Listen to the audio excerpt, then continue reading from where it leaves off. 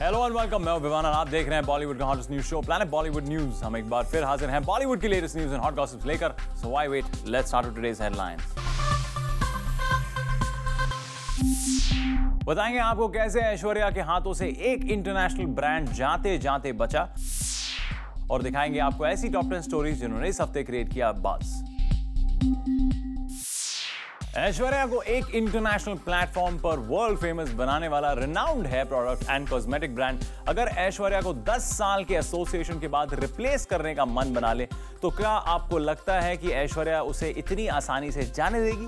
Well, इसी सवाल का जवाब देगी हमारी आज की टॉप स्टोरी।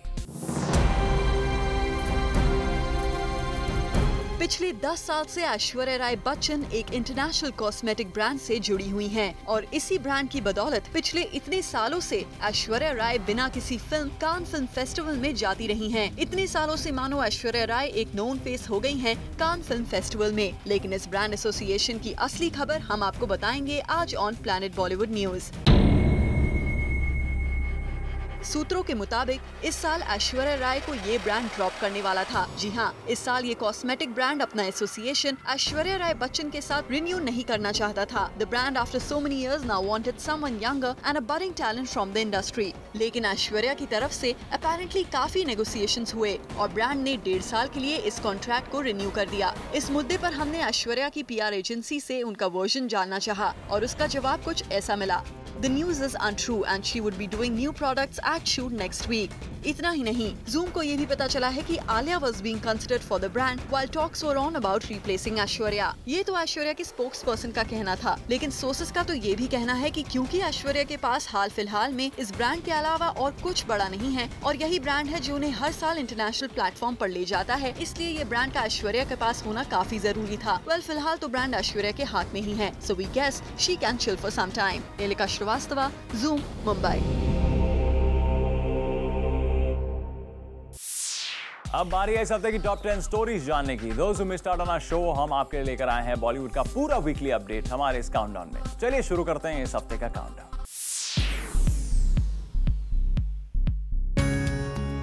काउंटडाउन नंबर 10 पर बिग बी अपने स्टेटमेंट से न्यूज में आ गए हैं, where he said, अगर आप ऐसा सोचते हैं कि फिल्में न चलने की वजह से दोस्ती टूट जाती है तो आप बहुत गलत हैं। अमिताभ बच्चन किसके साथ दोस्ती टूटने की बात पर कर रहे हैं क्लैरिफिकेशन, ये हम आपको बताएंगे। दरअसल RGV की सत्या 2 को प्रमोट करने बिग बी पहुंचे एक इवेंट पर, जहां उनसे पूछा गया था सवाल on rumours of his differences with Ram Gopal Verma, जिस पर बिग बी ने अपना ये क्लैरिफिकेशन दिया। अगर आप ऐसा सोचते हैं कि फिल्में न चलने की वजह से दोस्ती टूट जाती है तो आप बहुत गलत हैं। जहां एक तरफ बिग बी ने क्लैरिफाई कर दिया है that all's well between him and RGV, he also stated that he will be soon working with him.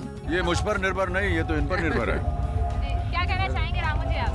जरूर, जब भी मेरे पास स्क्रिप्ट है और मैं समझता हूँ कि सिर्फ अमित जी कर सकते हैं, मैं फिर वापस अप्रोच करूँगा, उसके बाद। Amitabh's clarification on his rumored tiff with RGV and working with him once again does make some space for this news on our countdown. Hello, Mr. Rakesh Roshan. Thank you so much for being on our show. No, my pleasure.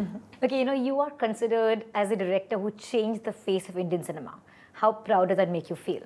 It gives you a great feeling that I have been trying to change the face of cinema always, right from Koi Mil Gaya to Krish and now Krish 3. And the response is more than what I expected. Yeah. Because globally, Apple and Google and YouTube and Facebook all have joined hands with with Filmcraft to promote Krish all over the world. So that's a very, very big step for the Indian cinema. But even conceptually, you've done things like introducing an alien to the Indian audience or creating a superhero, which is something we never had. तो आपको कभी डर नहीं लगा कि ये चलेगी कि नहीं? That kind of, it's a very big risk to take. Yeah, see, अगर आप रिस्की रास्ता नहीं लेंगे तो सक्सेस भी उतना नहीं मिलेगा। If you take a new path, you always get a bigger chance of being successful. Did you always think of Hrithik as your lead, or did you think you would create another superhero? No, what happened was that after I made Koi Mil Gaya, I happened to see Lord of the Rings, the 3 parts. And one night I started at about 11:30 and I finished at about 4 o'clock in the morning. That kept me thinking that why can't I make a film which a story can continue? Right. See, sequels are made in India, But they are just keeping the names. It's a different story. It's a different story change हो जाती है. सब story change हो जाती है, actors change हो जाते हैं. Yeah. तो मैंने कहा कि मैं एक ही एक्टर को लेके why not make another sequel to it? See, if I make a superhero film just like that, without any foundation, it won't be accepted. Right, right. So because I had a big foundation, very very firm foundation, so that gave me an incentive to let me make a sequel to it and make a superhero film. What makes Hrithik India's only superhero? His plus points are he's physically fit. His physicality, you mean? Yes, physically he's fit. Yeah. Secondly, he has got innocence on his face. And that innocence makes people believe whatever he's saying. Yeah. So Krish, our superhero, has to be believed. Correct. Whatever he's saying, whatever he's doing. Vivek has been saying that this is Hrithik's best ever. Do you think so too? I think so, because Hrithik has played 3 roles in this film. Yeah. He's playing a father, he's playing Krishna, and he's playing Krish. Right. And I think he's excelled in this film. We heard stories about how Vivek went out of the way to impress you for the role. He came in the costume and looked to your house. Is that true? Yeah, yeah. Tell us about that. You know, what happened with Vivek was that I always had Vivek to play this role in my mind. So you wrote the role for Vivek? I wrote the role. With him in mind, yeah. In mind. But I was a little skeptical कि वो करेगा कि नहीं करेगा villain का role.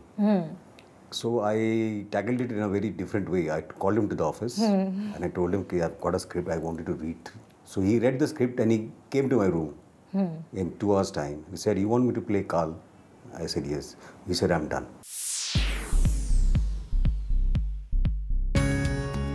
Countdown number 8 पर हैं Aamir Khan, and that too for taking creative calls, not for his own film Dhoom 3, but for taking some important calls in Hansal Mehta's Shahid. दरअसल इस फिल्म के लिए हंसल मेहता की first choice प्रतीक बब्बर थे, but when Hansal revealed his plans to Amir apparently told him a big no to cast Prateek for Shahid. Sources की माने तो आमिर ने ये तक कह दिया कि अगर प्रतीक को इस फिल्म के लिए कास्ट किया गया तो शायद ही ये फिल्म चले. आमिर की स्टेटमेंट से Hansal Mehta chose to change his decision of casting Prateek for the film, and then later on Rajkumar came on board for Shahid. News तो लेकिन इसलिए भी खास है क्योंकि एक टाइम पर आमिर के फेवरेट रहे प्रतीक बब्बर उनकी प्रोडक्शन धोबी घाट में भी काम कर चुके हैं, बट आज वही प्रतीक उनकी चॉइस नहीं रहे.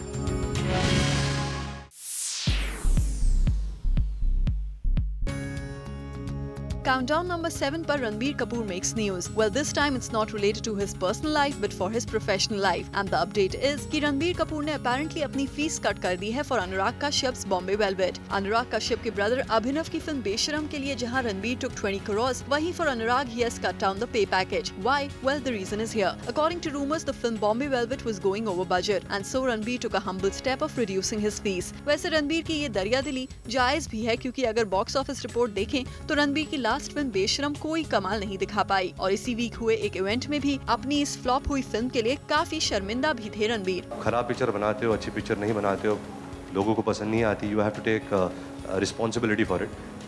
बट जैसे मैंने कहा था, मेरे पास भी फॉर्मूला नहीं है. मैं दिल से काम करता हूँ, बहुत अच्छा. हमने तो 100 दिन कड़ी मेहनत से काम की, प्यार से काम किया, लेकिन फिल्म अच्छी बनी नहीं, मेरा काम अच्छा नहीं था. तो आगे जाके और जुनून और जोश में कोशिश करूँ.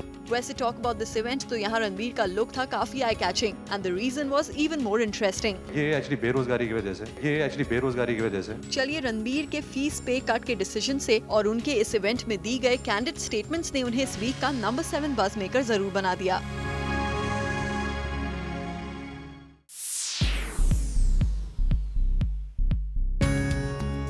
Countdown number 6 पर Kareena grabs a place when she created a news because of a statement on करवा चौथ. खाना खाओ, मिठाई खाओ, मुंह मीठा करो यार, प्यार में भूखा क्या मरना. करीना के स्टेटमेंट के बोलते ही जब मीडिया में मचा हल्ला तो नेक्स्ट डे करीना ने लिया इसी स्टेटमेंट से यू टर्न कुछ ऐसा कहकर. Maybe I was fasting, who knows?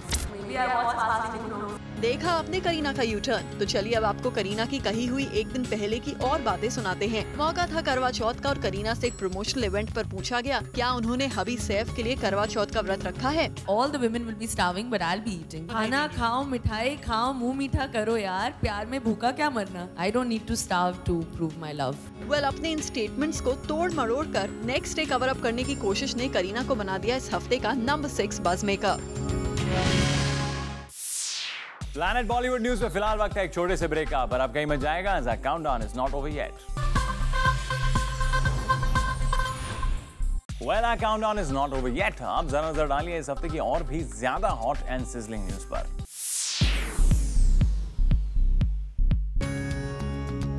This week, ruling on number 5 is Aamir Khan, जिनकी आने वाली फिल्म धूम 3 की secret 3-tier promotional strategy reveal की जूम ने। जी हाँ, धूम 3 के लिए बनाया आमिर का ये जूमबास्टिक प्लान जूम के हाथ लगा इस वीक। जूम को सोर्सेज ने बताया कि धूम 3 की प्रमोशन की पूरी स्ट्रेटजी आमिर खान के मुताबिक ही चलेगी। सोर्सेज ने बताया है कि धूम 3 के प्रमोशन प्लान्स को डिस्कस करने के लिए आमिर खान ने धूम 3 के प्रोड्यूसर आदित्य चोपड़ा और उनकी टीम के साथ की कई घंटे तक close door meeting. Aamir Khan ने धूम 3 के लिए 3 स्टेज प्रमोशन प्लान तैयार किया है। आमिर चाहते हैं कि धूम 3 की रिलीज फर्स्ट स्टेज की शुरुआत 30 नवंबर को हो, जिसमें टीवी पर धूम 3 के जबरदस्त प्रोमोस की बाढ़ आएगी। उसके बाद की कमान संभालेंगे अभिषेक बच्चन और उदय चोपड़ा। अभिषेक और उदय जब धूम 3 के प्रमोशन करेंगे तब आमिर और कटरीना प्रमोशन से दूर रहेंगे, ताकि अभिषेक उदय की न्यूज तो चले ही मीडिया में, लेकिन मीडिया आमिर और कटरीना को भी ढूंढता फिरे। स्टेज 2 की कमान संभालेंगी खुद कटरीना कैफ। कटरीना पिछले कई महीनों से मीडिया के सामने नहीं आई हैं। रणबीर कपूर के साथ उनकी पिक्चर्स आने के बाद कटरीना ने खुद कई इवेंट्स में मीडिया को बैन कर दिया है। ऐसे में जब कटरीना मीडिया के सामने आएंगी तो कटरीना की न्यूज तो धूम मचाएगी ही। स्टेज 1 में आमिर अकेले धूम 3 की प्रमोशन करेंगे, वो भी देश भर की सड़कों पर घूम घूम कर। वेल आमिर, अगर आप ऐसा प्रमोशन करेंगे तो जाहिर सी बात है कि आपकी धूम 3 की धूम तो मची जाएगी।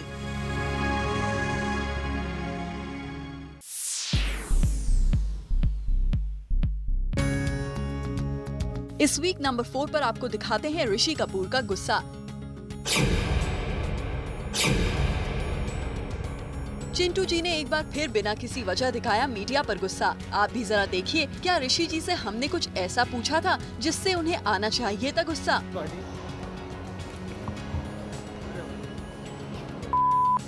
ये मौका था एक्ट्रेस असिन की बर्थडे पार्टी का। इस पार्टी को जूम ने एक्सक्लूसिवली कैप्चर किया। इस ग्रैंड पार्टी के मेहमान थे अमिताभ बच्चन, अक्षय कुमार, ऐश्वर्या राय बच्चन और अभिषेक बच्चन जैसे स्टार्स। इस पार्टी के दौरान जूम ने एक्सक्लूसिवली हर स्टार से असिन के इस बर्थडे पार्टी के बारे में सवाल पूछा और ज्यादातर स्टार्स ने असिन को बर्थडे विश भी किया। लेकिन जैसे ही हमने चिंटू जी से असिन के बर्थडे को लेकर एक क्वेश्चन पूछने की हिम्मत की, देखिए कैसे भड़क गए चिंटू जी। वैसे चिंटू जी के इस गुस्से से मीडिया पर्सन्स का बहुत ही पुराना नाता है। जब भी चिंटू जी का मीडिया से आमना सामना होता है, वो बिना किसी वजह अपना आपा खो देते हैं और हर बार बन जाते हैं काउंटडाउन के buzz maker. This time on number 4।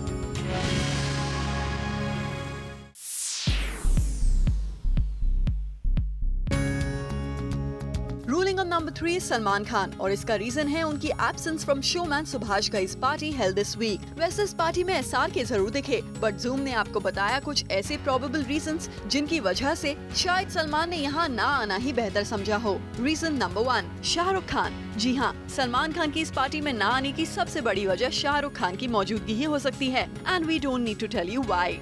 Reason number 2, Aishwarya Rai Bachchan. Aishwarya Salman के पार्टी में ना आने की दूसरी बड़ी वजह हो सकती हैं। जया बच्चन और ऐश्वर्या राय बच्चन सुभाष घई की इस ग्रैंड बैच का हिस्सा थीं। इसके आगे कुछ कहने की जरूरत इसलिए नहीं है कि सालों पहले ऐश्वर्या और सलमान के रिलेशनशिप्स के किस्से इतने भी पुराने नहीं हुए हैं कि उन्हें दोहराया जाए।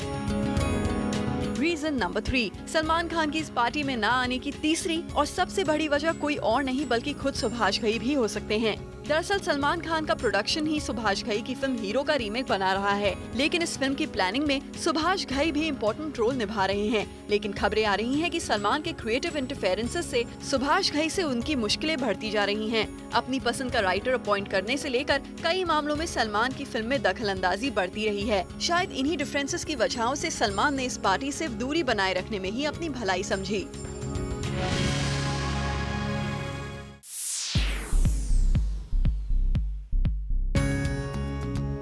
इस वीक नंबर 2 की पोजीशन पर रूल कर रहे हैं Shahrukh Khan, but don't worry, not for any controversy और any rivalry, but for a very interesting reason. SRK starrer film happy new year की कास्टिंग को लेकर मीडिया में कई तरह की खबरें आई, लेकिन अब तक इस फिल्म की स्टोरी लाइन को लेकर किसी भी तरह की न्यूज मीडिया में नहीं आई है। और इस हफ्ते जूम पर एक्सक्लूसिवली एसआरके स्टारर इस फिल्म की स्टोरी लाइन रिवील की गई। शाहरुख खान, अभिषेक बच्चन, भवन ईरानी, सोनू सूद और विवान शाह स्टारर ये फिल्म एक आइस्ट की कहानी पर बेस्ड है, जिसमें शाहरुख खान एक चोर का रोल प्ले कर रहे हैं और फिल्म के बाकी स्टार्स इस फिल्म में उनकी गैंग मेंबर की भूमिका में नजर आएंगे। क्यों है ना ये चौंकाने वाली खबर। इस फिल्म के टाइटल को सुनने के बाद ऐसा लग रहा था कि ये फिल्म कोई लव स्टोरी हो सकती है, लेकिन ऐसा बिल्कुल नहीं है। ये फिल्म एक थ्रिलर होगी और इस फिल्म से SRK बिल्कुल एक नए जॉनर में एंट्री करने जा रहे हैं। वैसे SRK की फिल्म के कंपैरिजन आमिर स्टारर फिल्म धूम 3 से भी जरूर होंगे, क्योंकि धूम 3 में आमिर खान भी एक चोर का रोल प्ले कर रहे हैं। ऐसे में धूम 3 के रिलीज होने के तुरंत बाद SRK पर ये भी प्रेशर आ जाएगा कि वो किस हद तक अपनी upcoming film happy new year में आमिर खान को चैलेंज कर पाते हैं। And that's why SRK is ruling on number 2 this week. Planet Bollywood news में फिलहाल वक्त है एक और छोटे से ब्रेक का, लेकिन आप कहीं मत जाएगा क्योंकि ब्रेक के बाद भी बहुत कुछ बाकी है। Please stay with us. Welcome back. Now it's time to find out कि इस वीक हमारे काउंटडाउन में सबसे ऊपर की जगह किस स्टोरी ने बनाई है, किस स्टार ने क्रिएट किया maximum buzz. Let's find out.